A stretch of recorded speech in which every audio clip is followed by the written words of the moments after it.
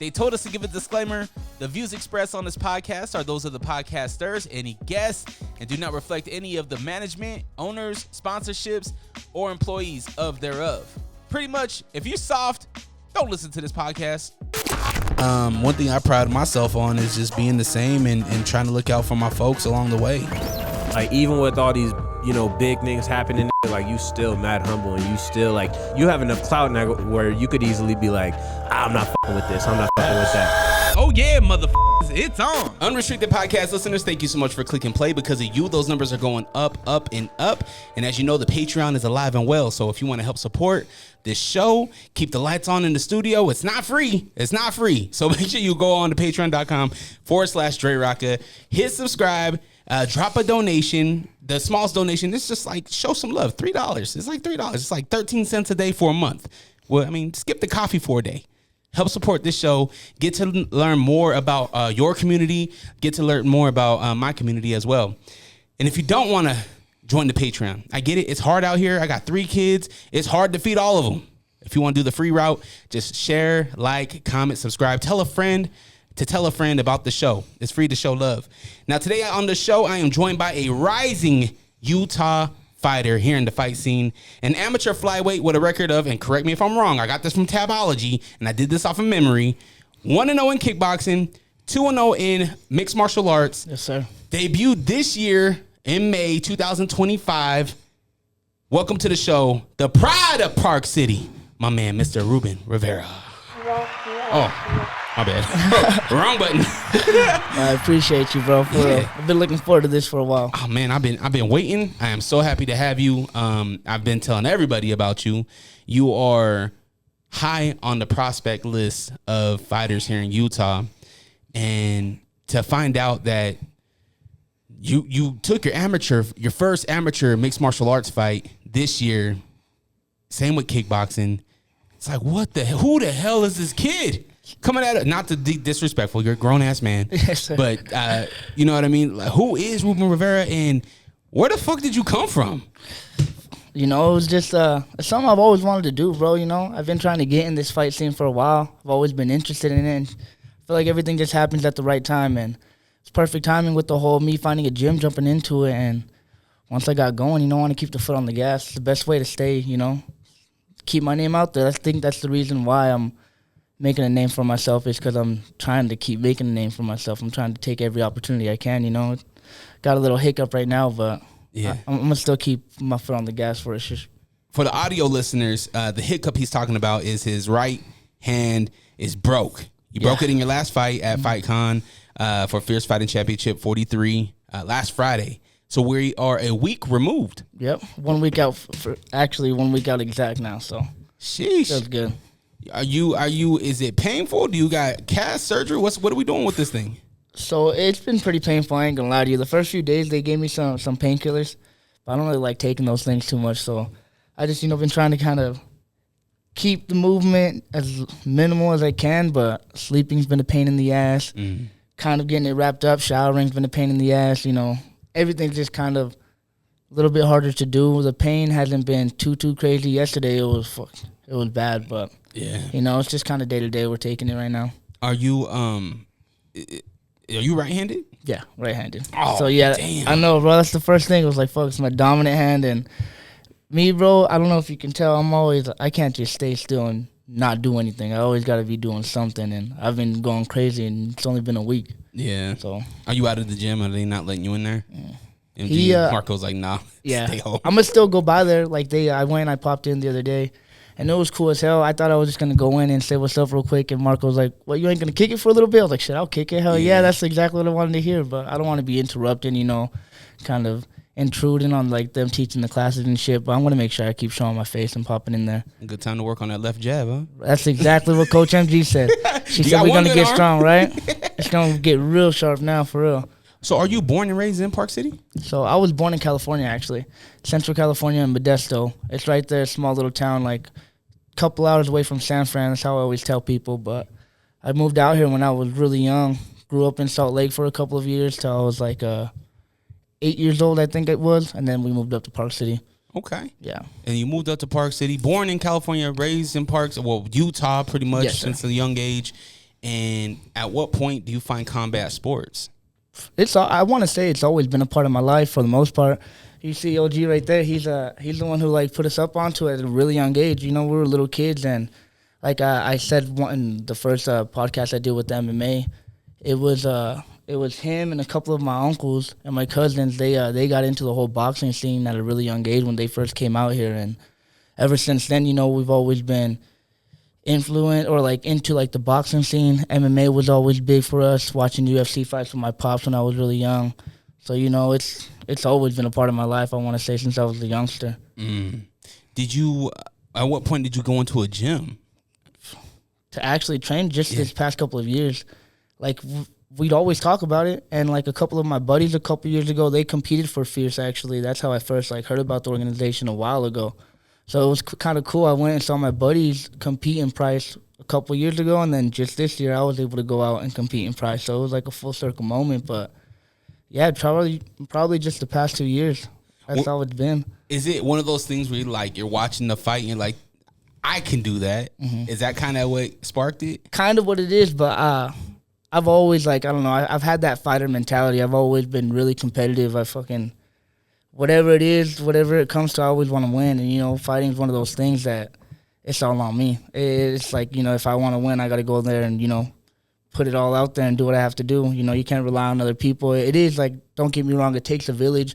And I know, like, all credits to my coaches and everything, but it's one of those things that you're in there alone, really, and you got to figure it out yourself in there. So that's the real reason why I think I like to get into it. I've always had that fighting mentality, that fighting spirit inside of me. Any other sports? Did you do anything in school?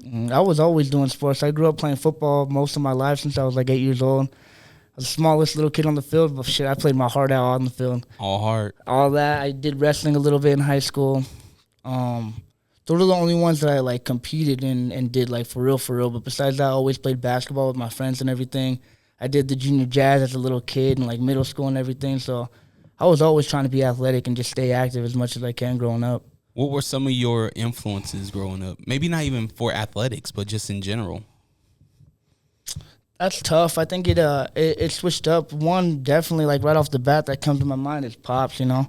He's always been one of my main motivators and inspirations in all aspects of life. He's definitely going to be my top motivator, my top inspiration, I'm going to say, for sure, in all aspects. You know, just when it comes to, you know, being a man and being, you know, a real man's man, especially in today's day and age. You know, there's a lot of shit going on, but my dad's real old school. You know, he taught me and still teaches me every day, you know, how to still be a man and how to represent myself and how to represent my last name, you know. So that's why I always try my best, and it's something that's really motivated me through everything that I've done in my life. That makes me happy because you're right, man. There's I always say that the 70s raised the 80s, 80s raised the 90s. And I feel like sometimes there's generations that don't get that love. So to see that you are tight with your pops, my dad's my number one. I grew up with a single father, so I relate heavily to the father-son relationship. You got brothers, sisters? Yeah. I got 2 younger brothers, and I got my older sister, too. So you're what, middle? Yeah, middle. Right in the middle, yeah. What do they think about this? What do they think about their brother punching people in the face? I know my brothers love it. My sister, I know she loves it, too, but I think it's a little bit different. She's like, to be honest, I'm not exactly sure how she feels on it too much. I know my little brothers, they get hyped about it. Like Ray, you guys always, whenever I talk about anything, I always bring up my little brother Ray. You guys will be seeing him in the spotlight soon, and I'm sure he's going to make a name for himself just like I did for myself. But I know he loves it. He's like my ride or die when it comes to this fight stuff. That's why it's cool having that bond through this whole game and everything with my little brother. Kind of like we always compare it to the Nick and Nate, you know? Yeah. The Diaz brothers. That's my ride or die right there, bro. So I don't know if I'd be as leveled up as I am if it wasn't for him. You know what I mean? He pushes me like nobody else is able to push me. We push each other, and it's kind of that brotherly spirit, brotherly love that kind of pushes it to the next level, that competitiveness too, you know? That's something that a lot of people can't say. Mm-hmm. So that's really dope that you guys get to do that experience. Mm-hmm. It is cool, bro. That's why I don't take it for granted. Our relationship outside of like the whole fighting and the gym and everything, it's something special. You can ask anybody, like when you hear Ray, you're hearing about Ruben. When you hear about Ruben, you're hearing about Ray. Wherever I go, he goes. Wherever he goes, I go. Is he flyweight? No, he's gonna be fighting at 45, 55. Is that Bantam? I think that's Bantam, right? I think so. I'm not Yeah, I 100% think sure, so. bro. I always get What do you mixed fight up on at? that. You fight at 25? Yeah. Yeah, then he's Bantam, or maybe just over Bantam. I always get them mixed up, bro, and I should have this shit down. You know, I'm a fighter, right? That's why, like, people are like, what weight class is that again? I'm like, fuck, I have to go pull up my phone real class, quick. huh? Yeah, for real. When they ask, I'm like, it's the little guys. It's the little guy. That's how it is. Here's the thing, too, is that, and Blake Arulian brought it up on the broadcast, like, the flyweight division across any organization is not the main target as far as market, right? How does that make you feel about being, arguably you're creating a face for the flyweight division. How does that make you feel? That's dope to hear you say that. I like I like to think that, you know, I'd be a good face for the flyweight division because I like to go out there and fight, you know. I like to go out there and put on a show. I'm going out there to, you know, finish the fight. I'm going out there to, you know, get the win. I'm not going to leave it in the judge's hands. So for you to say that I'm already making that name for myself, that's cool to hear because that's what I try to do. I'm not trying to, you know, just go in there and win off points and everything. I'm going in there to win. I'm going in there to fight. I'm going to leave it all in the cage no matter what. I mean, it's proven. I mean, look at your hand. Yeah, right? That's why it's worth it, bro. That's why everybody asks, like, shit, like, you wanted to be a fighter, right? And I was like, yeah, that is true. And it happened early, but, you know, it comes with the game. I wouldn't change it. I wouldn't take it back at all.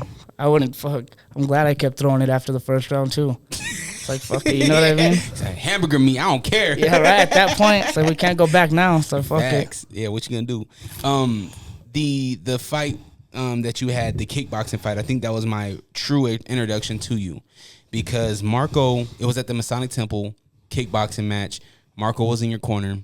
And right after that fight, the guy that you fought shouldn't have been in the cage or in the ring with you. It felt like you just outclassed him. You had way better striking. It was just a really good showing for your debut, right? And I text Marco. I was like, "Yo, this kid's nice." I told her, I was like, "Yo, this kid's nice." And then you come out your debut in Price, Utah. You mentioned Price. You see your homeboy in Price. You now have the debut in Price for your MMA debut against another 0-0 competitor. I think he was fight out of Excite or something like that. Yeah, Excite. And you walk out, I believe you're wearing that same shirt. Maybe Marco's wearing that shirt. Rise Boxing's in the building. You guys are wearing that shirt. And I tell my wife, I was like, watch him. Watch Ruben. This dude's nice. You weren't at the Masonic Temple with me that night. You decided you didn't want to come. I don't know why, but you missed the show. She missed out on that one. But I mean, she was at the Salt Palace, so she got to see the last one. Okay. But I told her, I was like, watch this guy. Watch him. And he put on a phenomenal showcasing in Price. And then we fast forward to this last one, which was last Friday, Fierce Fighting Championship 43. You fought Carrillo? Carrillo, yeah, Giovanni Carrillo. You fought him. This is a guy that had a 1-0 record, same record as you. Obviously, the more wins you get, the further you get, the harder the competition. To me, no disrespect to him, it didn't feel much different than the Price show. It felt like that fight, you dominated.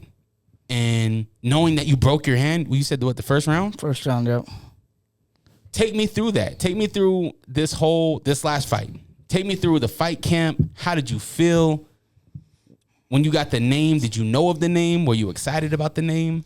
So we, this fight camp, it was a little bit like, it was right into it pretty much. So right after the whole Price fight, that went really well. Thankfully, you know, it went super well. Didn't take too much damage. So immediately right after in the post-fight interview, I told him I want to get back in here.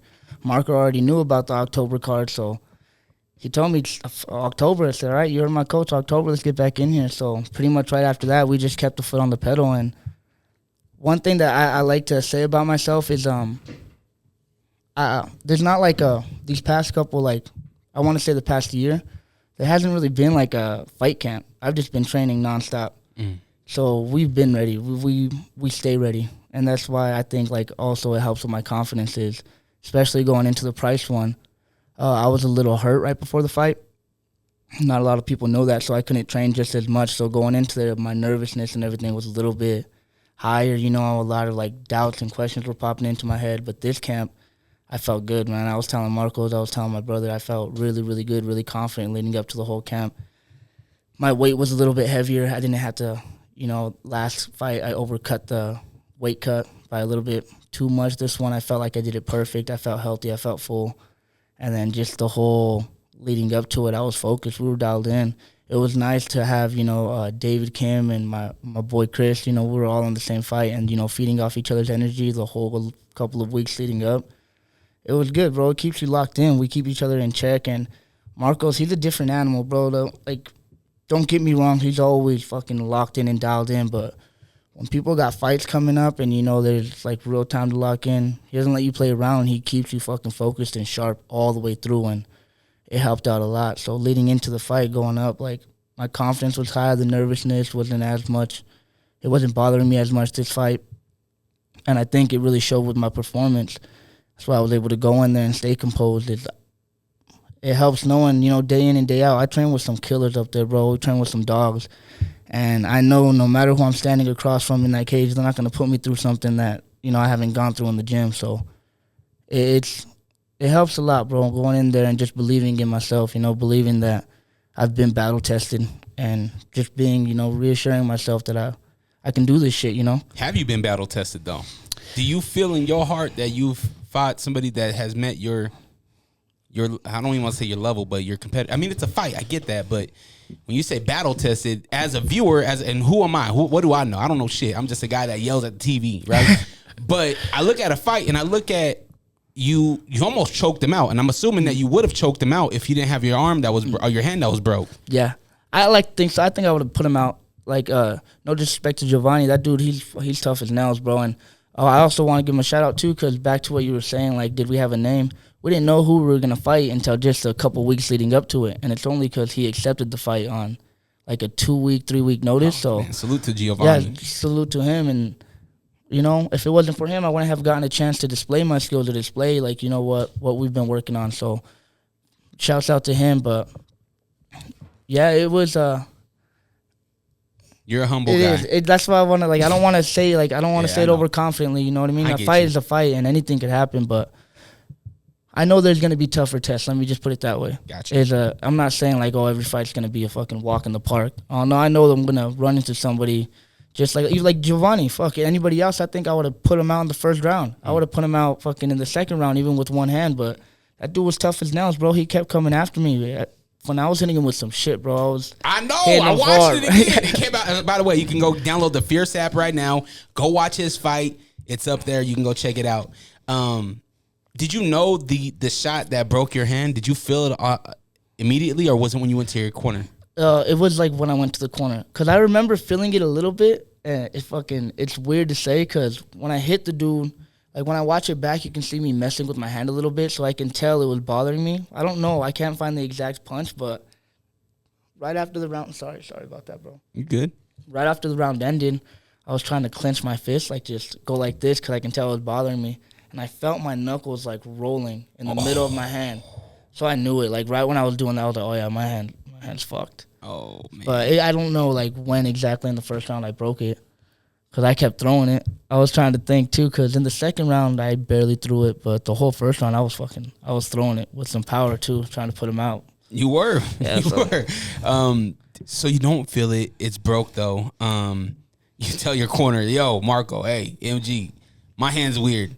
I don't give a fuck. Go in there and finish this fight. Yeah, he said, we'll figure it out. And it was cool. Like, we did start game planning around it, but it was a real, like, fuck, like, I loved hearing that, bro. Like, hearing that, because I'm locked in, I'm zoned in, I'm fucking tunnel vision, and what Marco says, I'm going to do. Like, it's straight up like that. Like, that's why I love having so much faith and belief in Coach MG, Coach Chris, Coach Marco. Is I know they wouldn't put me in a bad position. They wouldn't put me in a place that, you know, like, that's going to fucking put me in, like, you know, danger, or it's going to fuck me over or whatever. Mm-hmm.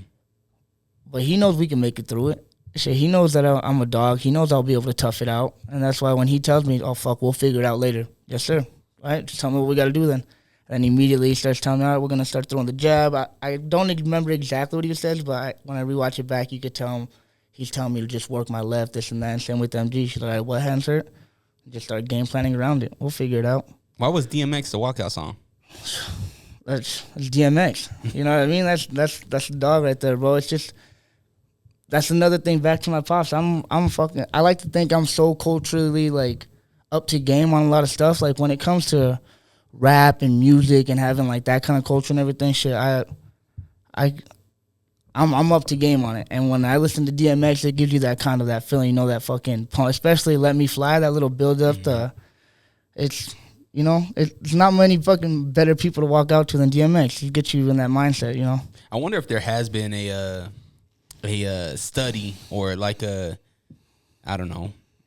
I guess a case study on DMX on like walkout songs. Like DMX has to be top 5 most repeated walkout guys, right? Like songs. Because he gives you everything. Like he gives you energy, he gives you emotion. Yep. Everything. A little bit of all. That's cool too that you say that, because one of Marcos, he pointed it out. Like he likes it because one of his favorite fighters, Anderson, he always talks about he used to walk out to the "Ain't No Sunshine When She's Gone." Yep. And that song, like when you hear the DMX version of that one, fucking chills immediately. Oh, yeah. I listened to it the other day after he brought it up. It's a good walkout song too, you know? People remember it too. When you walk out to DMX, people know like, oh shit, like, all right, we're gonna see what he can do right now. There's a part of what you guys and gals do, and as far as fighting goes, obviously you guys are putting your bodies on the line for our entertainment, right? But there is an entertainment aspect to what the fight game is. How do you find that balance?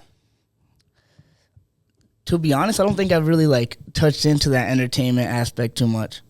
When it comes to like the fighting, I'm so dialed in and I'm so locked in and focused that, and I should do better, but I'm not like paying attention to like when I'm walking out. I'm not trying to give people a show. I'm not trying to like play a character. I'm not trying to cause too much attention or do that extra stuff. And no disrespect to anybody who does do it, and if that's part of your game, if that's how you like to go out there and do it, cool, hats off to you. But when it comes to fighting, bro, I know it's a fight. Mm-hmm. Anything can happen, and I'll leave all that extra dancing, showboating. I'll do that afterwards. I'll do that after I get the win, after we go to war.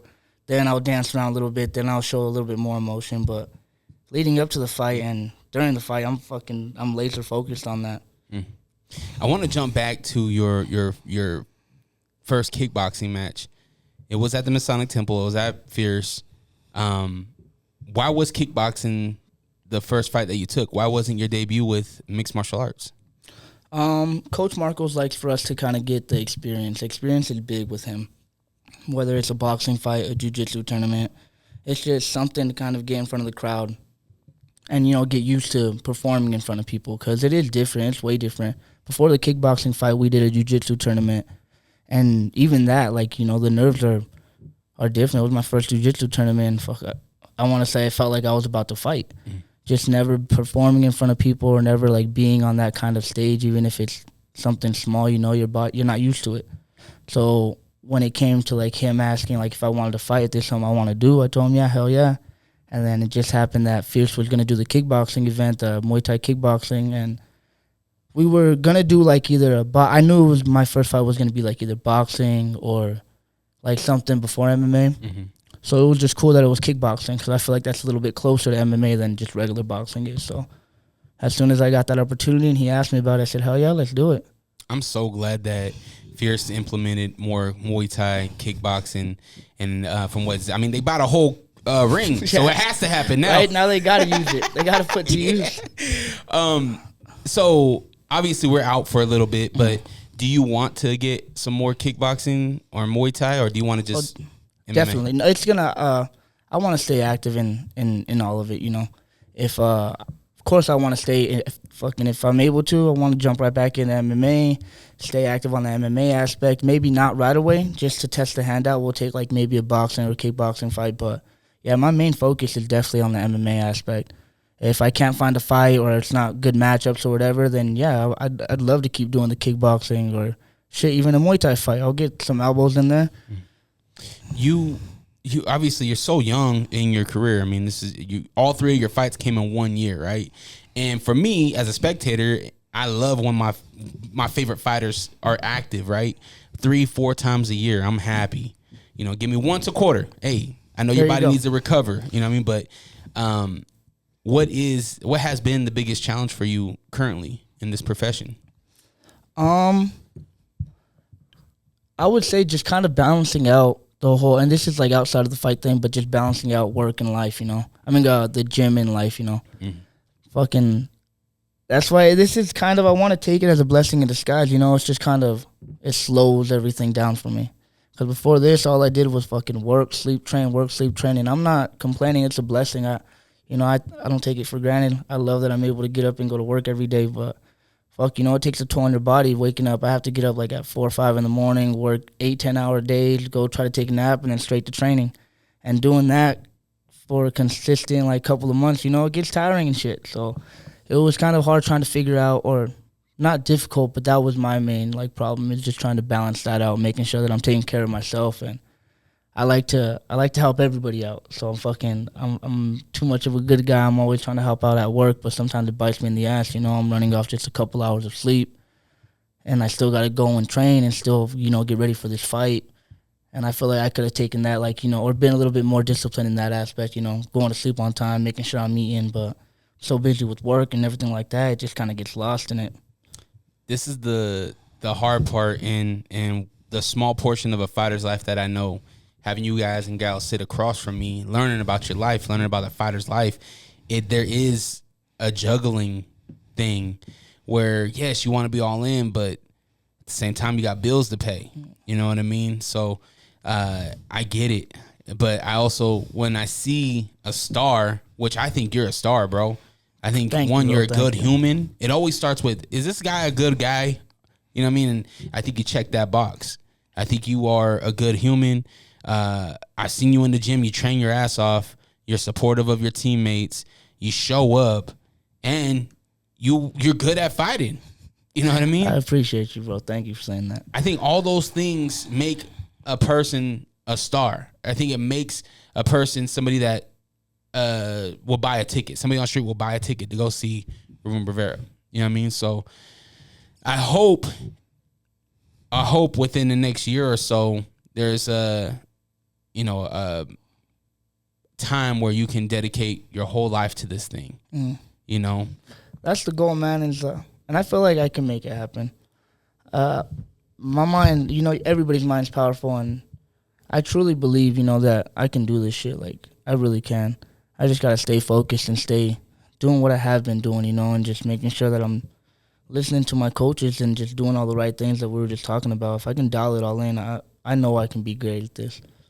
There's so much for you to still learn. I mean, you're so young into this. I mean, we're talking, 10 months into this thing as far as, like, competing? Yeah. You know, not even 10 months. You started in May. I was going to say, it's just been really a summer. It was just a little bit, like, an extended summer is what it was. And so, I mean, we're so early into this thing. You have a lot to learn, right? But do you see yourself traveling? Do you want to? Oh, yeah, definitely. Most definitely. I think that's definitely something more down the road. And I like to just take it one step at a time. But that's for sure something I can see myself doing, and I think I will be doing eventually, is traveling, you know, different states. Who knows how far I'll be traveling out. But, yeah, I think I'll be able to do something like that.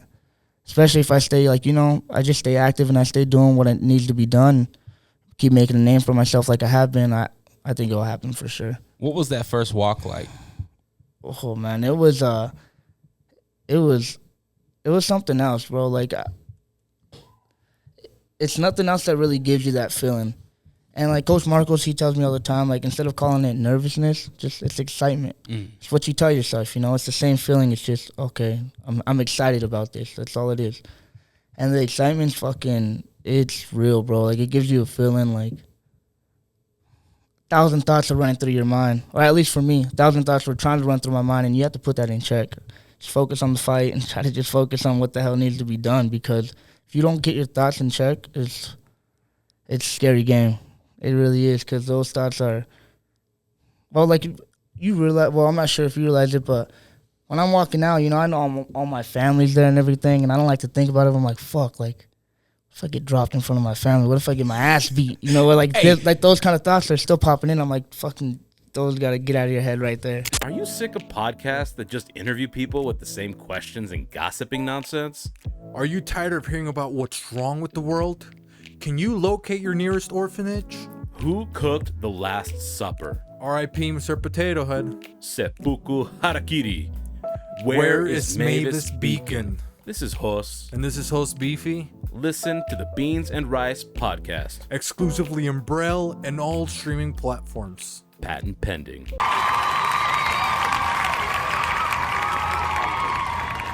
Are you tired of your work week? Boss breathing down your neck? You hate Mondays?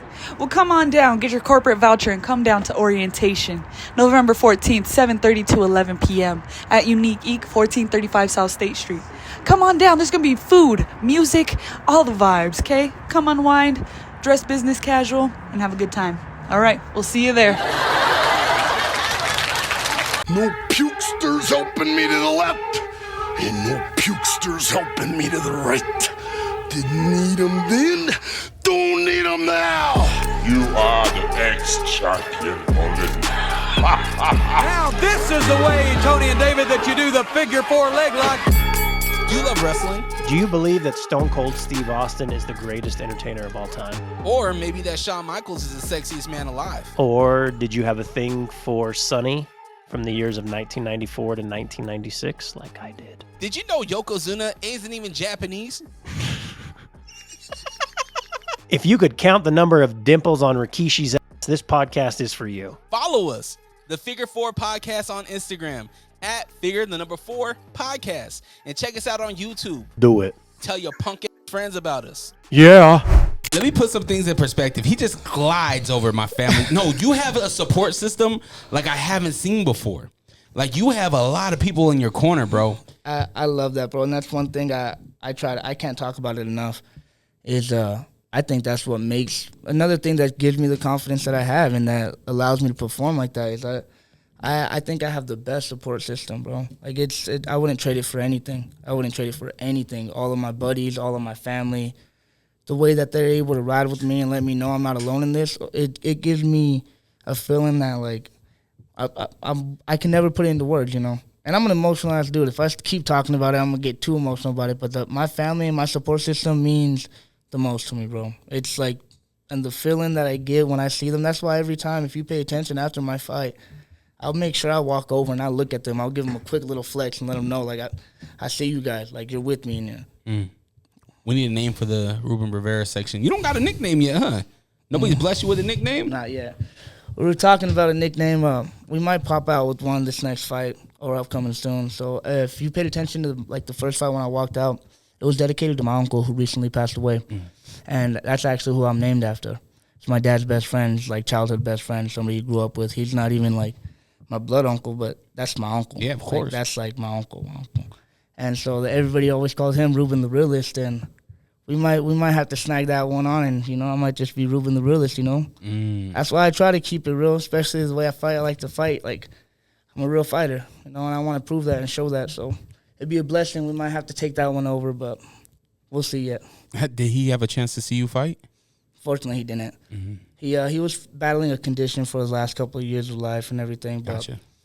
It was unfortunate, but I know he's watching down right now, and I know he's fucking got a smile on his face right now.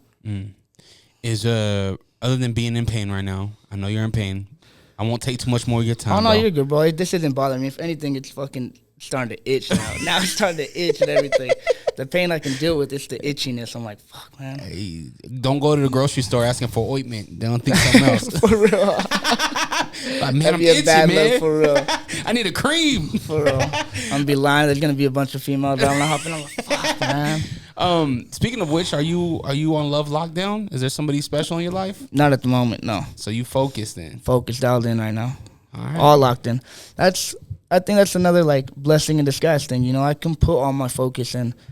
Yeah, like you were saying, like we were saying, I've still got to focus on work, but I don't have too much that you know, is like spreading me too thin. You know, I'm able to stay dialed in this, and don't get me wrong, like you know, it's cool being cuddled up and all lovey dovey and everything, but when I'm focusing on doing something like this, it does, I think, require your full attention, you know. You got to be locked in, or at least it helps out. Why do you fight? I get asked that question a lot, bro, and I don't know if I have, like, the right answer for it, besides, like, just the cliche, like, answer that everybody tells you. It's like, I love fighting, bro. It makes me feel fucking great. Like, I like to think I'm a nice guy. I'm a humble dude. I'm the most respectful guy you'll probably ever meet, but we get in there, and I like to be vicious. You know, I still got that vicious side of me. I'm still a dog, and that dog needs to be let out every now and then. What's a better way than, you know, getting in a fist fight? Mm-hmm. There's not many opportunities you're able to go and, you know, get in a fist fight. And I don't want to make it seem like it's just a game or a joke, because I know it's a fight, and the same shit can happen to me. Anything can go wrong at any second. Mm-hmm. But I love it, man. I do. Like, my boss, he always clowns. He's like, you pay to go and, like, get punched in your free time? Like, that's what you enjoy doing? And I'm like, yeah, bro, as weird as it sounds, like, I love this shit. And aside from that, the community and the people that, like, it's brought me and allowed me to, like, meet, money can't buy that shit. Something that I won't ever take for granted. And I'm just blessed enough to have found those kind of people at the perfect time. It all happened, like, everything happens for a reason. I think everything happens when it needs to happen. And it just worked out perfect. Should have told your boss, sponsor me, fool. For real, huh? So I don't have to pay. I know. I'm going to tell him that. We work out full. Like, bro, I don't control that shit. Yeah, man, you guys can give me some boxes of food, man. Right? Meal prep me. For real, bro. And they got, because their shit's expensive. Them salads? Their salads are fire. They're a salad bar? Oh, hell yeah, they do. That's what, bro, they got a lot of good shit. Don't get me wrong. I would eat there if I could, but shit's expensive. What is it? 36 minutes in, I got to blank out that name. Because I don't want them to corporate to hit you up and be like, you're good. Am I allowed to swear? I swore a couple times. Yeah. Okay, I just don't want, I mean, it's your place of business, right? Yeah. And your guys' community is very small. So if somebody wanted to come up and get an interview with you while you're working, they'll find you. We're real easy up there. Yes, sir. So we'll blank out that name. Thank you. Is Ruben Rivera, is he proud of himself? And if so, why? Yeah. I'm really proud of myself. There's not a lot of times I catch myself taking a step back and really like saying that out loud or even acknowledging it myself. But these past couple of years are a good chunk of like my recent life. I feel like I've been doing well.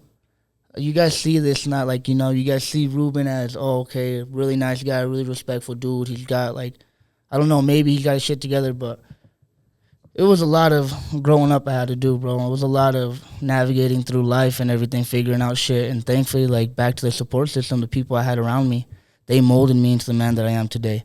And they helped me be the person that I am. And I'm super proud of the man I've become, because there was a time where I didn't know where I was heading, bro. Like, I didn't know what the hell I was going to end up doing. I still don't get me wrong. I don't know where I'm going to end up or how I'm going to end up, but I know that I'm in a lot better spot than I was a couple of years ago. I'm doing shit I never would have thought I'd be able to do. I'm building relationships that, you know, I like all of my family relationships and the bond that I have with my family, something that I won't ever trade or can take for granted. And I'm just blessed and thankful that this is where I'm at in life. I'm really proud of what I've become and where I've made it at in life so far. And there's still so much improvement to growth. But, yeah, I'm proud. I like to say I'm proud of myself. Yeah, I think any man hears that and is like, yeah, I've been there, right? You're going to look back in the next 5-10 years and be like, damn, like, I did grow up. You know, I did. There's a lot to this life thing that you look back and you're like, fuck, man, I accomplished a lot. I've done a lot. I've seen a lot. You got a whole lot more to see. Speaking of which, what do you want out of this thing? Is there a North Star that you're trying to go towards? I want to be a champion in this. I want to start, like, there's baby steps to it, of course, but I want to stay active locally. I want to establish my name here in Fierce. I want to let my name be known in all of Utah. And I just want to keep growing and keep going from there. And wherever that takes me, that takes me. Fuck, if I want to say the dream is the UFC, that's the main goal, but wherever it leads me, I just know that I can be a world champion. I know I can be at the top of this game. I just got to stay disciplined and stay working with it. I say this to everyone. I'm going to say it to you because it holds true. Why not you? You know what I mean? Mm-hmm. Like, people look at Utah, and I've talked to people from all over the world, and nobody ever mentions Utah for anything. You know, there's one thing, right? It's Mormons. That's what they. I don't know why. They always bring up the church. That's it. There's never like, yo, this fighter out of here or this musician out of here. It's always that, right? And I always say to the person across from me that does something here locally, whether if you are an actor, a fighter, a musician, whatever it is, I'm like, why not you? Why can't Ruben Rivera be holding a world title in the biggest organization in the world and represent his town, his people? Shit, most of the time it's everybody's own mind that sets that barrier for them. And like that's I always talk about it, and I feel like fucking some people think I boost them up too much, but same thing, like I give so much credit to my coaches and to my support team and everybody around me, because that's the kind of shit they tell me, bro. It's like, don't set those mental limits on yourself. If you believe it, you can make it happen. It's one thing Marcos told me pretty much off the bat. Like he sees it in me. If I believe it, like you said, why not me? Like why can't it be me? There's nothing stopping it except for my own fucking mentor, my own disbelief in myself. But that's gone, you know. Like I don't need to have that disbelief anymore. That shit's held me back most of my life. That I've missed out on opportunities. I've missed out on a bunch of bullshit.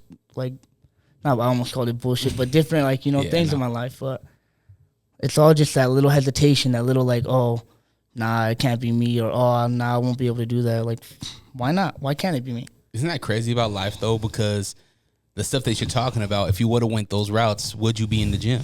Would you be where you are today? You know, you could, maybe it would have, but in hindsight, it's like, yeah, if you would have went the route of these other opportunities, we might not have you in Fierce and making a name out of Rise Boxing and going to be a world champion. That's why, yeah, same thing, bro. It all goes back to, I think everything happens for a reason. It happens when it needs to happen. Because we've looked into other gyms. We've even, like, gone so much to, like, call the gyms and set up, like, like, maybe going and signing up. But we never pulled the trigger, talking like my brother and I. Mm-hmm. And the one time we finally did, it was right there at Rise. And, bro, do you know how, like, grateful I am that I found that gym? Because that's, all the family up there. Mm-hmm. It's the community and the bond that everybody has. It's beautiful. And it's something that I don't know, because that's the only gym I know. But I hear, you don't find that in every gym. There's always a lot of egos, a lot of hotheads, just a lot of competitiveness, whatever it might be, favoritism. But you don't find that up at Rise. You don't find that with us. We're a family. We're tight-knitted, and we always got each other's backs. Everybody's hella uplifting. Everybody's always pushing you, motivating you, and I'm just blessed to have found that right when we did, and it's amazing. I never lived in Park City. I've only visited, right? And anytime I go up to Park City, it feels like a small town. It seems very, very small, and I look at that as a benefit for somebody like you, where you are a big fish in a small pond to get your name out there, right? If you can get the people of Park City to come to your fights, I mean, you already got family showing up, right? You're already doing a phenomenal job with that. But I just feel like you have a really, really cool, and Rise has a really cool opportunity to capitalize on everybody up on that mountain right now. The way you put it out, like, that's a great way to look at it, because it is, bro. Like, it's Park City's in its own little, like, bubble when it comes to pretty much anything. Like, they're really isolated. The community is, everybody knows everybody. Everybody knows what's going on in the town. With Rise being the only gym up there really that, like, has competitive, like, there's the name's buzzing up there. I see people already. It's cool. I'll be I'll be working or whatever. Damn, all right. I know, my bad. 43 minute 43. I'll be working and everything, and then just regular community people, they'll come up and they'll recognize me, familiar face or whatever, or they'll see, like, the Rise attire and everything, and they'll come stop by, and it's cool to get that kind of, like, if we can get them behind us, like, and it is true, like, it's already happening. Like, there's a few, like, couple people that my little brother, like, his, like, little football buddies, their parents, they're already showing up at the fights and everything. Whenever I see them, they're asking, what's next for you? Certain people, like, at the apartments, the management ladies telling me, oh, no, you got fans around here, just letting you know, like, we enjoy watching you fight. Like, it's starting to get a little buzz out there, and it'll be cool to have that whole support, Yeah, man. Park City support. Until you get a stalker. Yeah, that's going to be a problem. I'm like, oh, we have a problem. Then it's real fucking, everything's so easy to find up there too. It's like, all right. You said your brother's name Ray? Yeah, Ray. Has Ray competed yet? Not yet. He was supposed to be on that last kickboxing event, but he had to pull out because of his knee. Yeah, he's dealt with the injury problems a lot. Okay. Back to that jiu-jitsu tournament I told you about was our first competition, and unfortunately he got his hamstring torn. Oof. Yeah, first competition. That's like, oh shit, you know what I mean? A real eye opener on it. That's not a light injury either. So that put him back a little bit. And then as soon as he got back in, he got his name out there, found a date with the last kickboxing. But as he was training, he already had like past knee problems dealing with high school and everything. He already had surgery on his MCL and a bunch of other stuff. And I guess it just, got re-injured, and doctor told him, nah, you shouldn't be doing that. Well, we need him healthy. Yeah, even right now, he's just slowly working his way back into the gym and everything. Is there a chance that we get you guys on the same card maybe next year? Oh, hopefully, hell yeah. Hell cool. yeah. That'd be super cool, whether it's kickboxing or MMA. Because same thing, I know his main focus is going to be MMA, but I think coach is going to want him kind of take the same path, do a kickboxing or a boxing match first before he jumps into that. But yeah, hell yeah, that'd be cool to have the Rivera brothers on the same card. The Rivera brothers and the Mafaleo brothers, same card. That'd be dope. Brother night. That'd be hard. That'd be super hard. Hell yeah. Yeah, man. Well, you're killing it, man. You're looking really good. You're 2-0 in MMA, 1-0 in kickboxing. What's been the biggest lesson that you've learned through these 3 fights? The biggest lesson, I think, is just having the confidence in myself. It goes a long way. After the first fight, you said it looked like he didn't really belong in there with me. I think it's more like I like to think, bro. I'm a hard worker. I'm very disciplined, and I push myself harder than most people, I like to believe. But when it comes to fighting, it took me hard to actually realize that and find that confidence in myself. And I feel like I've learned that a lot. I don't want to say I'm cocky. I'm far from cocky, and I'm far from overconfident. But I've learned to have confidence in my game, know what I'm capable of doing, and just knowing that anything could happen. But when you go in there, you keep your head on straight, you fucking stick to the game plan, fight smart. It'll be all right. It'll be all right. Do you have any names that you want? No names out there. I'm ready for whoever. I like to stay ready for wherever the commission or whoever Zach wants to line me up with. We're ready to run it, whoever it is. You've only fought 4 Fierce. What has been your experience with Fierce? What do you think about this big? We're growing big, right? Fierce is growing to be a big promotion. But what are your thoughts on Fierce as a promotion?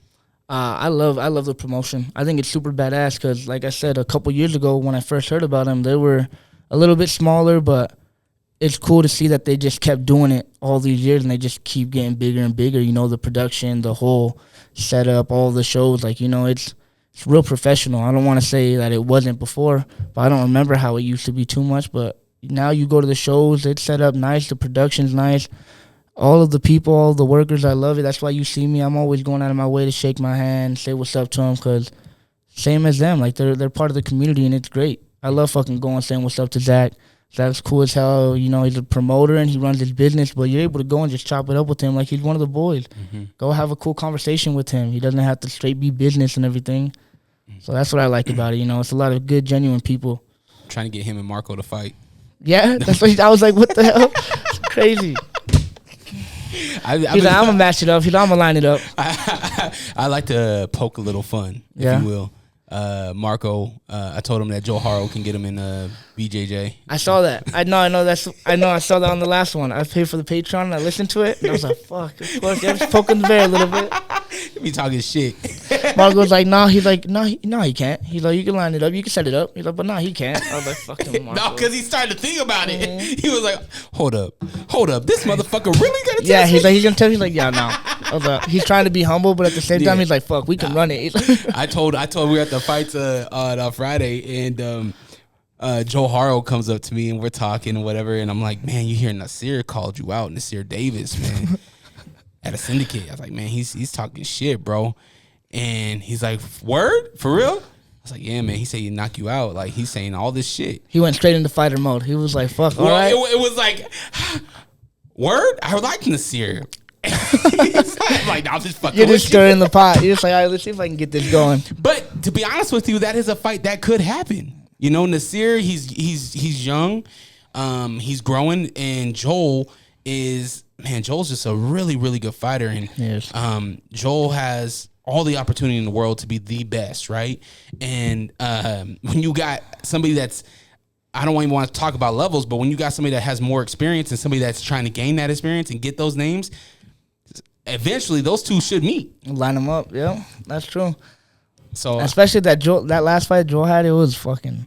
That was the first time I ever seen him perform in person. He's a dog, bro. That one was a vicious fight. It was nice. Yeah, man. I haven't watched Nasir fight in person. I rewatched one of his fights back.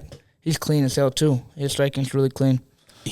I don't want to, because I don't know his history too much, and I don't want to compare people, but it's really cool because he hasn't. I don't think he's went. No, he had went. Did he go pro? I think he went pro with Nate Owens. I think because Nate's a pro. So yeah, he. But I think, was that his debut? It might have been his debut. I'm not 100% sure. Hell of a debut. If it was. I'm lying. He debuted. Was it Fish Challenger? I think it might have been Fish Challenger. Anyway, when you have somebody that has a young record, and you can see where they're gonna go, and you can see stardom in there, like I mentioned with you, I see a lot of stardom in you. Eventually, you're gonna meet somebody that has that spot, and I'm just trying to expedite it. I was just trying to get him there quick. I'm just trying to help you out. That's all. I'm trying to fast forward on it. Just push a little fast forward on it. I told Zach, I was like, I got Kent in my corner. I can talk shit. There you go.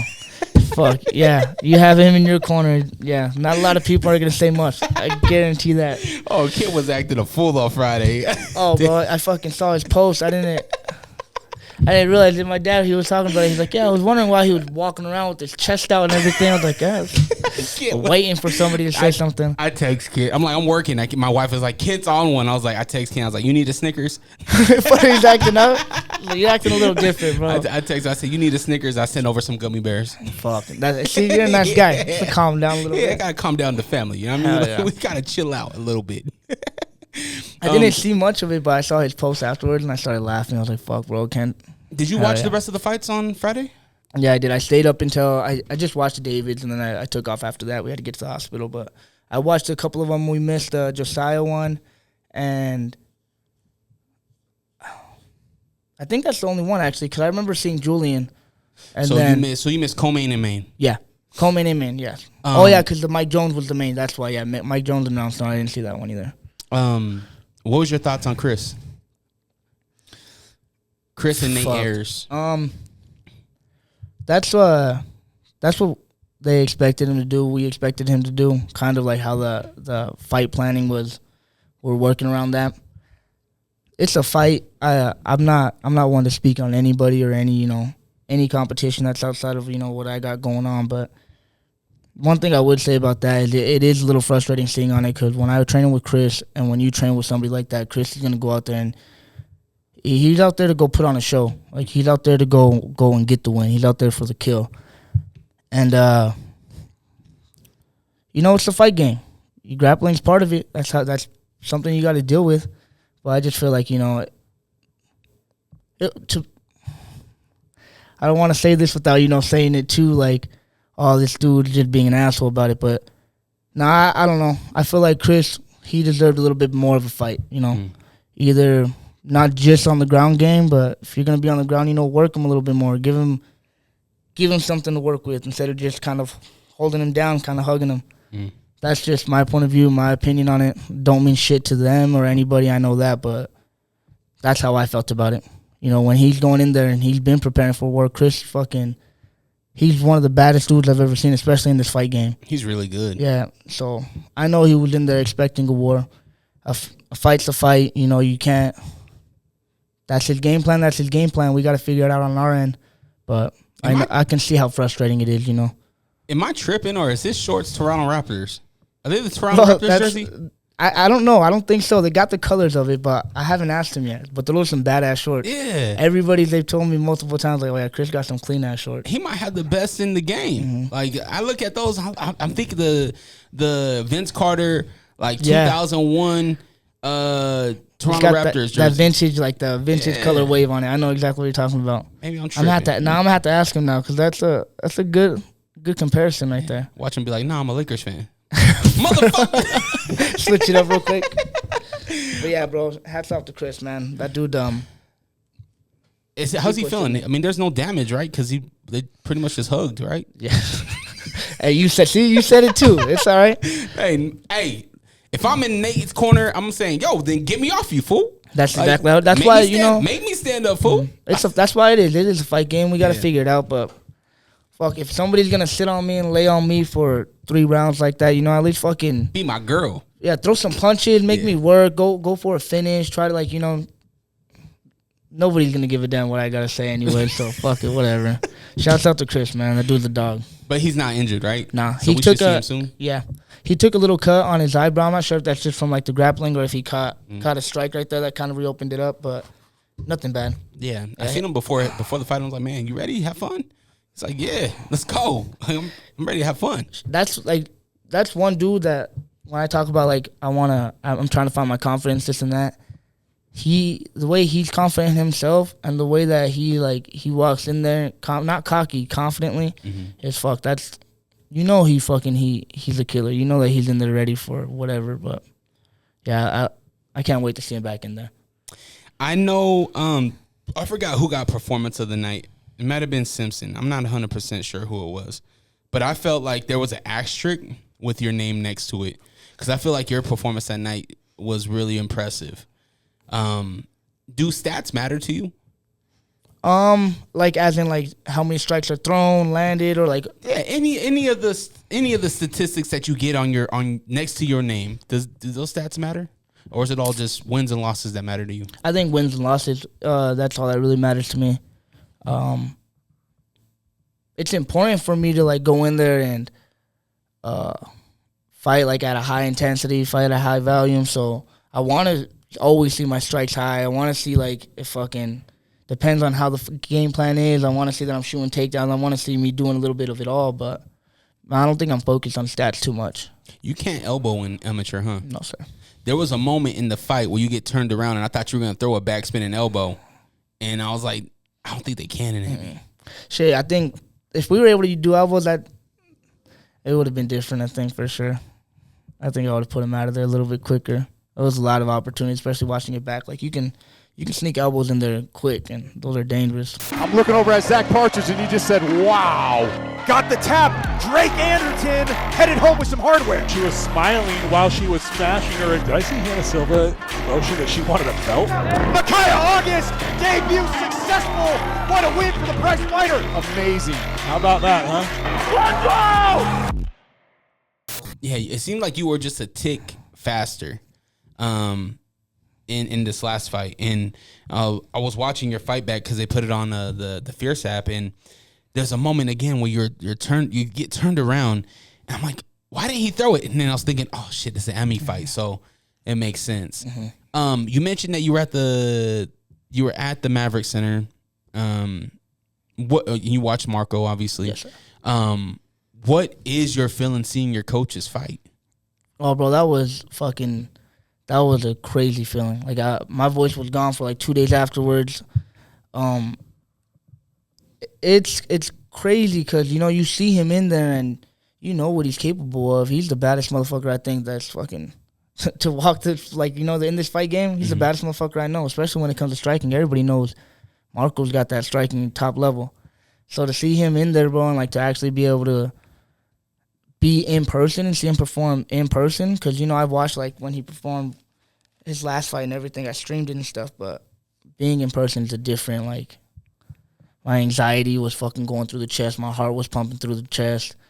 Seeing him put him out like that with those vicious knees, and it was fucking. I went crazy. It was dope, man. It was an amazing feeling. Hell yeah, coach, because he's the hardest working person I know by far. He's in there. He's fucking in the trenches with us. He's in there in the dirt, training hard as hell too, putting his time in for us, but also focusing with his career. And for him to be able to go in there and do that and have that kind of performance, I'm like, fuck yeah, coach. He deserves it all.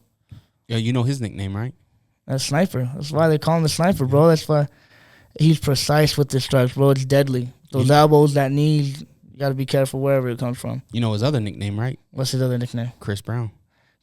Why is it Chris Brown, bro? Fool look like Chris Brown. Hey, that's a good one, bro. I'm going to start calling him that. That's a good-ass compliment. There you go. CB, man. You ain't see him dance? I was about to say he must be able to dance then, too. Mark will get down. Oh, shit. There we go. I'm going to tell him next time he's bumping a coach. Yeah. Me and Drew were talking about it. Let's bust a move. That fool lean like a cholo, for real. Yeah, he been leaning back like that? Fuck. I'm going to have him be busting a move at class now for sure. Who runs the Ox? Oh, Coach. Yeah. Coach be running the Ox. Yeah. I think every now and then he'll let Chris jump on, but I think Marco's is the one mainly playing it. Who runs the Ox when you're trying to get ready? Like when you're preparing for this fight in the back, are you listening to music or are you? Yeah, a little bit. I got my headphones on. What gets you hype for this fight? Are you more mellow? Is this Sade? Are you listening to more DMX? I'm listening to a lot of DMX, a lot of Eminem, no apologies, type like get you pumped up, get you amped up. During the day, like as I'm getting ready in the morning, I listen to like slow jams, I listen to oldies and shit like that. Just kind of, you don't want to be too intense all day, but once I get my headphones on in the back shadow boxing, yeah, it's like DMX, Eminem, a whole lot of rap, old school rap. Are you eating before the fight? Yeah, I try to eat a little bit like beforehand, not right before, a couple hours before. Like this last one, the fights were at 7. I probably ate around 3-ish, 4-ish. No, yeah, like around 3-ish, because then I took a quick little nap and then went to the venue. Damn, so you used to just low key, huh? Day of fight? Mm-hmm. Hella low key. Are you? I'm gonna use the word excited because we're not using anxious. Mm-hmm. Are you excited the whole morning, the whole afternoon? Yeah, hell yeah. Like I was telling you, this fight camp, I wasn't as nervous leading up, but still fight day, the excitement was high, bro. And it was cool because we were able to go get our morning shakeout. Last fight, I had to do it alone with my cousin just at the park, and it was cool. I got a nice little sweat broke, but I was able to meet up with David, Kim, and Coach Marcos at the gym, I think like around 11 o'clock in the morning, so that was a nice, get all the energy out, get all the fucking nerves, the excitement, just get it out the way, break a cool little sweat, get reassurance that, my eyes are sharp, my hands are sharp, and then just stay mellow and chilled out till the fight. You mentioned you're in surgery on Tuesday? Yes, sir. What are we doing? Like, what's the plan with the hand? So I think we're going to do a plate, because on the middle one, if you saw on the x-ray, like where the middle it snapped, that one I think they're going to do plate and screws, and then a little bit more down on my index and my ring finger, it's fractured like towards the base, and I think they're just going to do screws on there. So I'll have a couple screws and pins. Can you fight with a plate in your hand? I think so. I hope so. If not, then delete that part out, and I'm not getting a plate. We'll just remove it. No, I'm not getting a plate. Just going to be screws. Well, I'm thinking like how I'm assuming. I mean, it's 2025. Technology's crazy, so I'm assuming you're going to be able to move and stuff. Like, I was talking to the doctor, and he told me one thing with it being like all 3 of the middle wings. Oh shit! Sorry, bro. Oh, he's getting texts and calls during the interview. Since it was all 3 of the middle ones, I guess he said I might have to deal with some stiffness. I don't know what he means, like if I won't be able to clench, if I won't be able to open, but he said it just might be a little stiff. He said he's experienced that a couple of times in the past, but he's not dealing with athletes though, I'm sure. I'm sure the guys that had this done before was not somebody that's active, that constantly is using it, training. Building on it. Yeah, that's the thing. And that's what scares me too, bro, is I don't want to rush it, but I want to get back as soon as possible. Yeah. But this is something that everybody's telling me, bro. You don't play with your hand. That's what you need, especially in this kind of game. But it's been a fucking week, bro, and I'm already going crazy, I feel like. So when you hit me up for the podcast, like, hell yeah, bro, get out the house, go do something. I've been looking forward to this. But, yeah, it's just I'm going to go crazy in that house not doing nothing. Go for a run. Go for a walk. Yeah, my cardio is going to be fucking great for the next fight. Cardio and jabs are going to be crazy. One thing that I've always heard is that Park City being at elevation, it's hard to breathe up there, or here in Utah in general, but you're on a higher elevation than even Salt Lake. So I feel like you already got a hand up for once you get out of Utah. Mm-hmm. When you go to a different state or a different country, your conditions will be nice. Yeah, I feel like that it's another advantage. Even coming down to the valley, bro, I feel like I noticed it. That last performance on the 3rd, compare that to my kickboxing fight, I was gassed out, barely able to keep my hand. I literally, Coach Marcos makes fun of me. I ran away, bro. I had my back fully turned and like jogged away. It was the day after, or like the first time I got back in the gym after. He's like, bro, my favorite part of the fight. And then he imitates me running away. I was like, you're a dick, bro. But that's how tired I was. I was like, damn, it's not a good feeling. So I feel like I've worked on that pretty good. But comparing that to the last fight, like going down in the valley, like I was ready to go another 3 rounds, bro. I say that now, but I'm sure I was a lot more tired in the moment. But fuck. When you got him in, man, I forget what choke it was that you had him in. The rear naked. Yeah, you had him in a rear naked choke. We mentioned it earlier in the show, but you feel like you could have finished him if you had a good hand? Yeah, bro. Because it looked like it was under the chin. Looking back on it, I still think I should have finished it with my broken hand. Like, I'm giving myself a cop-out, but fuck, I should have still finished it. With how tight that was, I could have fucking, I don't know, refigured it out some way because it was deep. It was really deep. One thing that like clicked in my head though was right before the fight, we went over a whole bunch of different, situations. What are we gonna do if we get in this position? Like, just reaction type things. And one thing we went over is if I catch his neck and I'm on his back, if I can't finish, don't give up position. Just let go of the choke and get back in the mount. So when I was trying to choke his ass out, and I realized, oh no, like my hand's fucking done. I feel like if I kept trying a little bit more, I could have, but I just resorted, don't give up position. Let's just stay safe, get back on the mount. Keep control of him. But I should have had him out of there, bro. Yeah, I think you went straight. I think you went side control. Yeah, it was in the side. Yeah, after that, I just went right in the side. Yeah, man. But it was deep, bro. It looked like it. I was like, oh, let me get the song ready. Mm-hmm. And I was like, nah, he didn't finish him. I know. But, we got the win, right? Yep. It was pretty, but it wasn't the finish that we wanted, but you still got the win. Coach Marco said it's like, maybe it's like better because I got the experience going all 3 rounds. You can't pay for that experience. You just got to do it. So I got the experience. I went to a decision. Fuck it. Thankfully, it went my way. Next time we'll get him out of there. We give Giovanni credit for picking this up on 2 weeks. I feel like we need to give you credit as well because you guys are in the same boat. Mm-hmm. You guys didn't train for each other. Yeah. He picked it up. You picked it up. You know what I mean? So as much as we give Giovanni credit, we give you credit as well. Yeah, I appreciate that, bro. Yeah, because that's one thing that's cool about it. Because, like I said, we had a name before he jumped back in. We had a different name, but the game plan didn't change much. We know what we got to focus on, the things we got to work with. As long as I go in there and make them fight my fight, fuck, we're ready for whoever it is. You mentioned Rise Boxing has killers up there, right? Dogs. Who are some upcoming fighters that we should be aware of? And maybe not even upcomers, maybe veterans that are up there that we should be aware of. Well, shit, you guys already know all the vets up there. You got Zeke, who's always going in there, putting on a killer performance, trying to take somebody's heads off. Kent, I'm sure he's going to be making his return soon and everything. I'm not sure.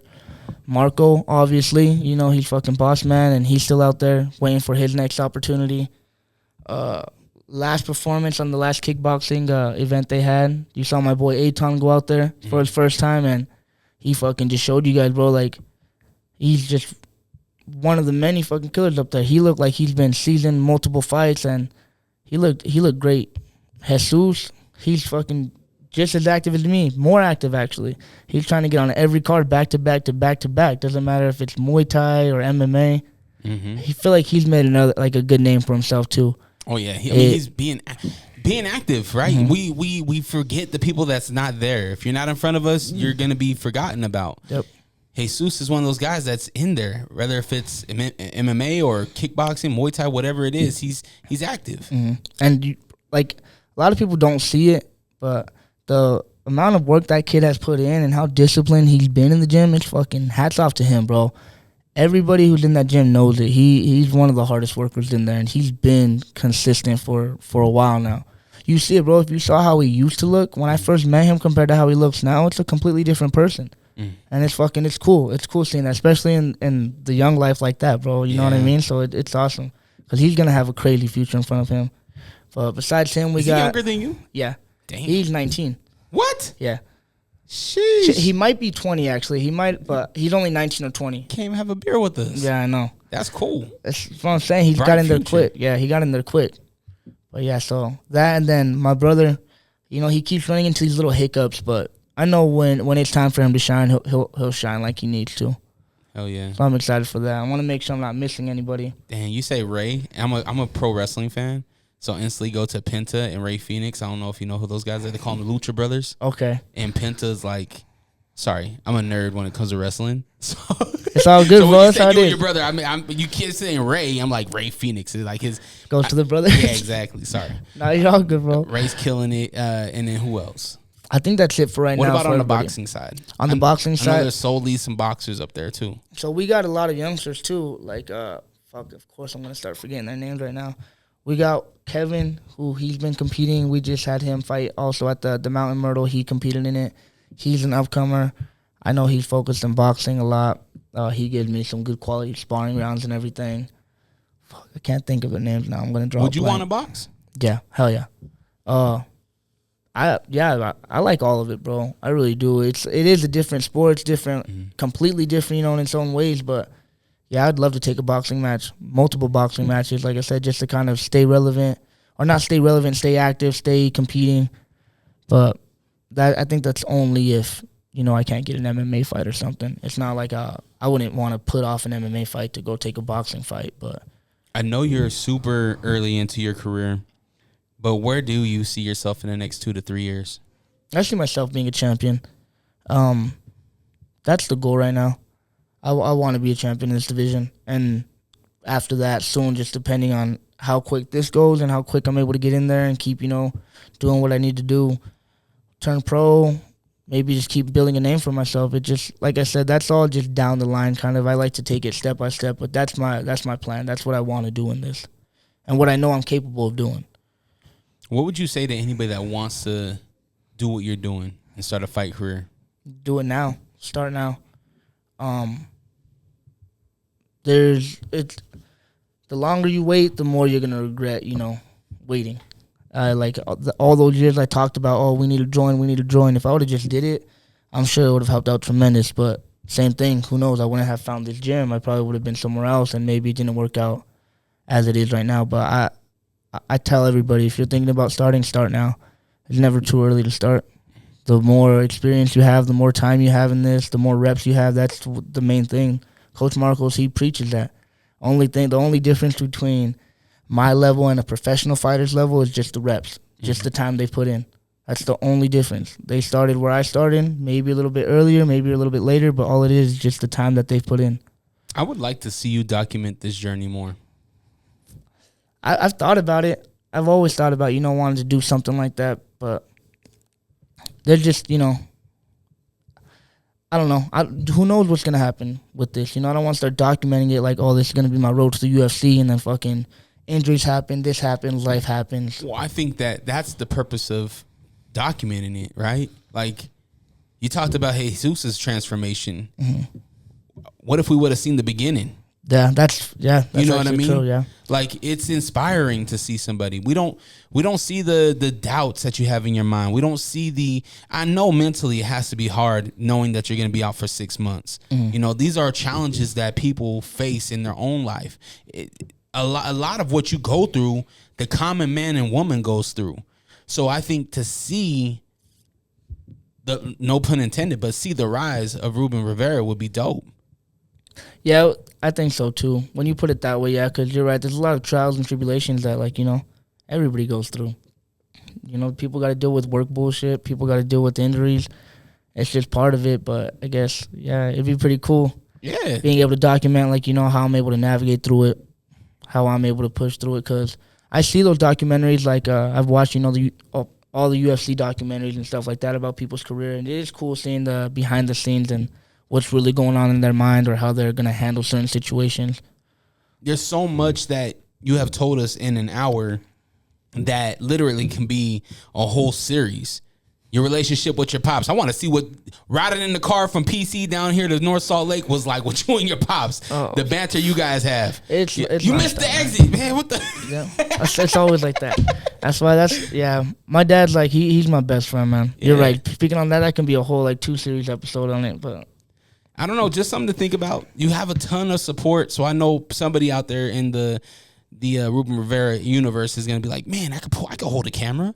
I'd be more than happy to do this. Oh yeah, I know they would too. Well, they've brought it up. They've told me. People are already suggesting this shit. What are you doing? They're literally like, hey, bro, you should be vlogging this shit like behind the scenes. When I got my first call, it was cool. Like that's why I love my boys that I got around me, my family and everything. I love it, bro. I can still remember it.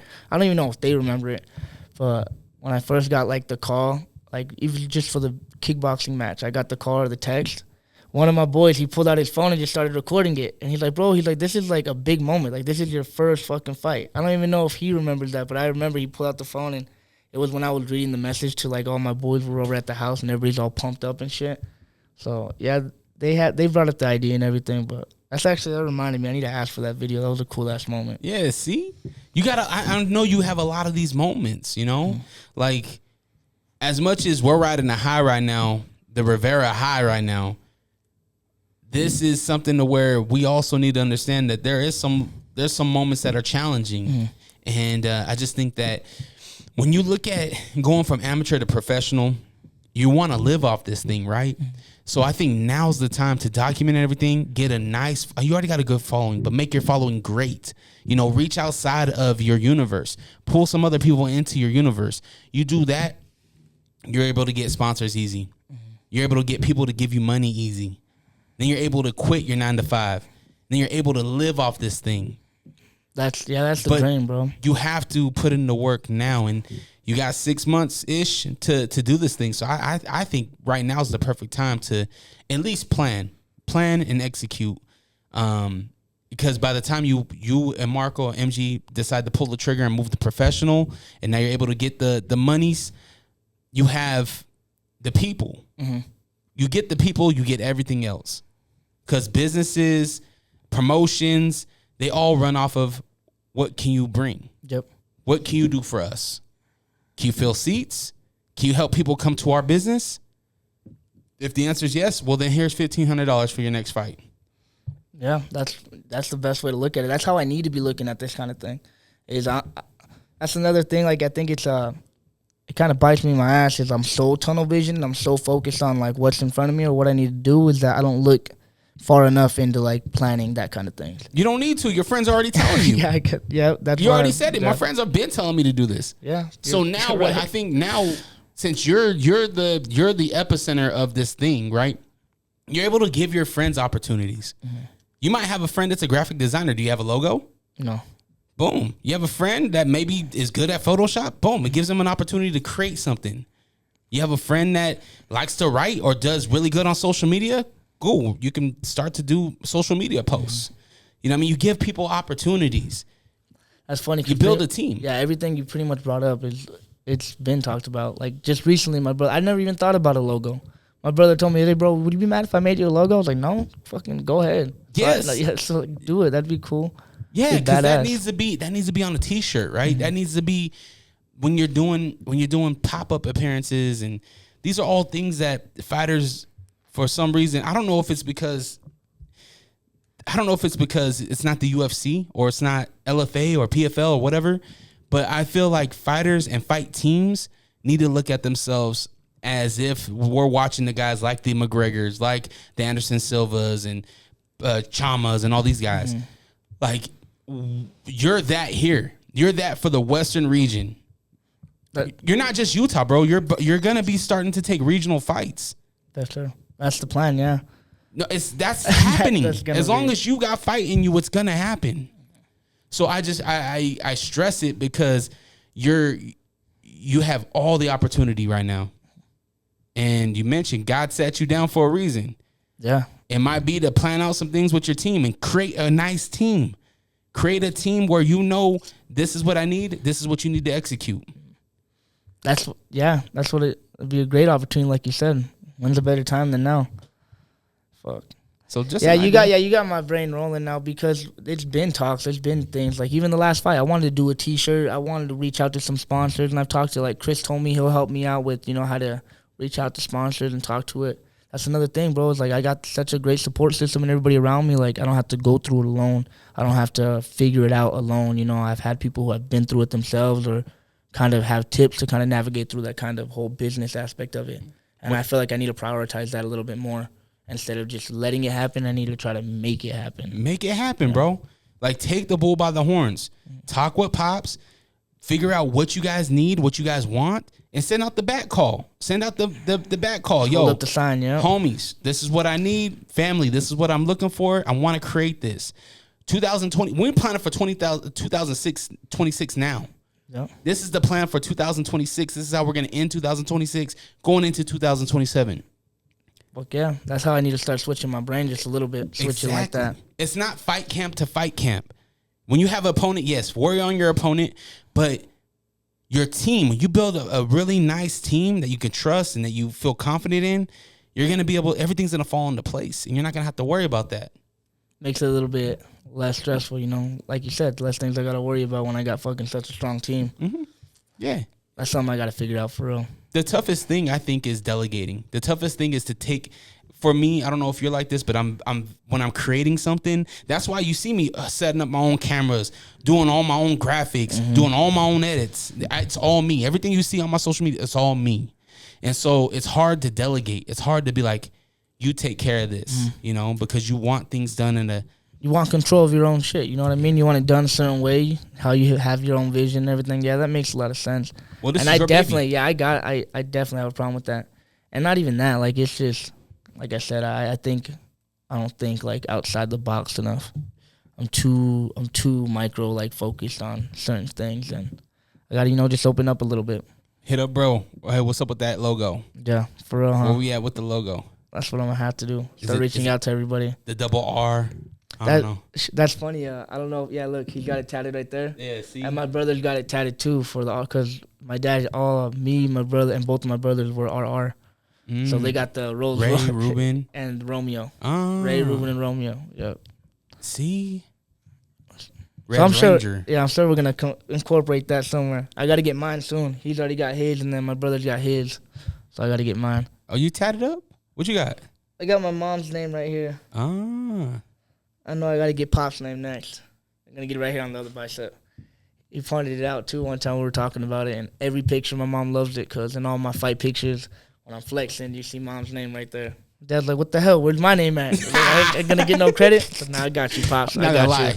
You got into the cage. I was like, Ruben's hairy as fuck. Yeah, don't get me started on that. My sister, she's like, fucking shave it already. She's like, that shit's gross, bro. Manscaped. Like, get this guy a Manscaped kit. I know, for real, huh? That's a sponsorship right there. Start reaching out. That's my man's belly's hairy. That's my sister and my brother and all my, they tell me, like, bro, fucking shave that. Like, what are you doing, bro? I'm like, whatever, bro. It's mad because you don't have it. You got a hairy stomach, and Mark Gonzalez got a hairy butt crack. Mark Gonzalez's butt crack, always hairy. That's how you know. All right. I don't want to be remembered by that. We'll make steps. All right. At least line that shit up. Yeah, a little bit, huh? Clean it up a little bit. Get it under control. Next time I'll make sure it's cleaned up. I'm going to shout you out. Like, Drew told me to keep this under control. Don't do that. Don't do that. My wife's going to be like, what the fuck? Like, why are you telling him to trim it up? Like, come on. That's funny, bro. Oh, Ruben, man. When I say the pride of Park City, I mean that, man. You are on a really great start, bro. And I love where you are. You're not riding a super high. You're not riding a super low. This medium spot is where we should be at. But I look forward to seeing what you got going on next. I'm always here, man. Like, we just had this dialogue.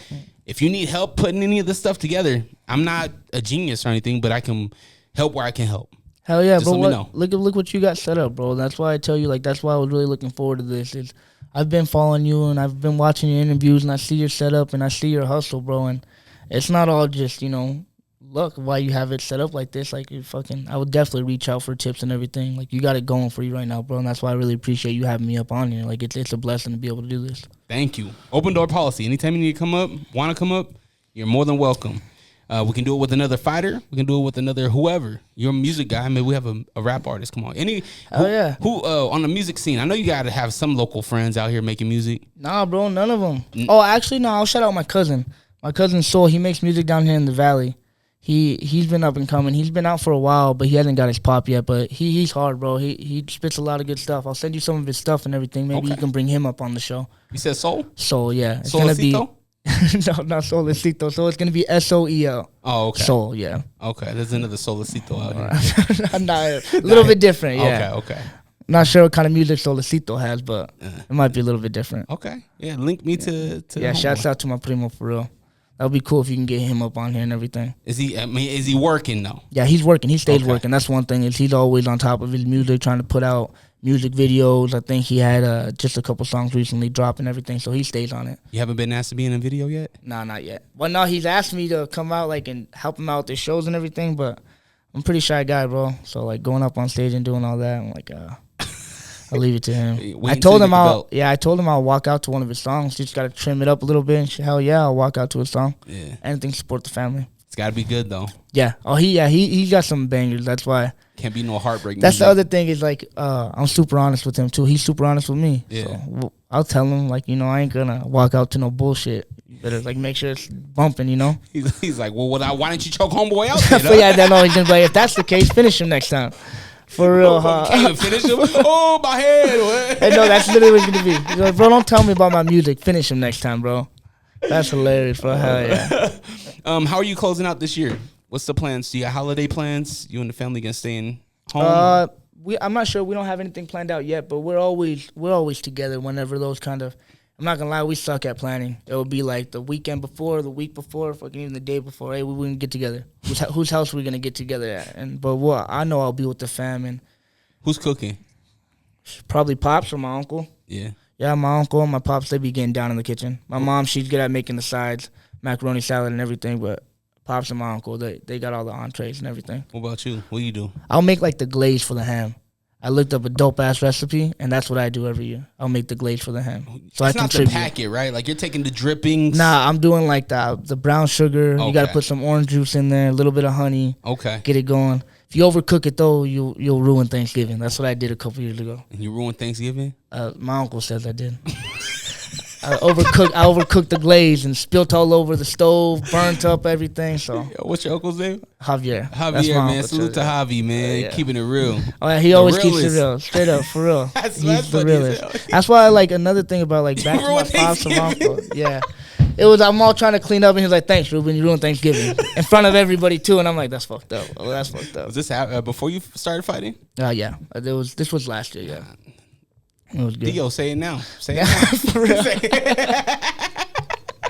Yeah. Maybe don't say it this year. He got one arm. I know I won't be able to do anything anyways. I'm like, all right, my bad, uncle. My bad.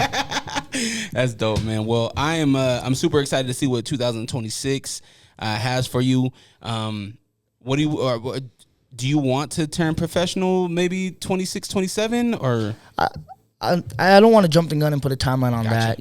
Just because. Who knows what happens, bro? Yeah. If God has it planned out for me to go pro in the next year or two, let's do it. Okay. He's already got his plan right now for me. I just gotta, stick to what I'm doing and just play my part in it.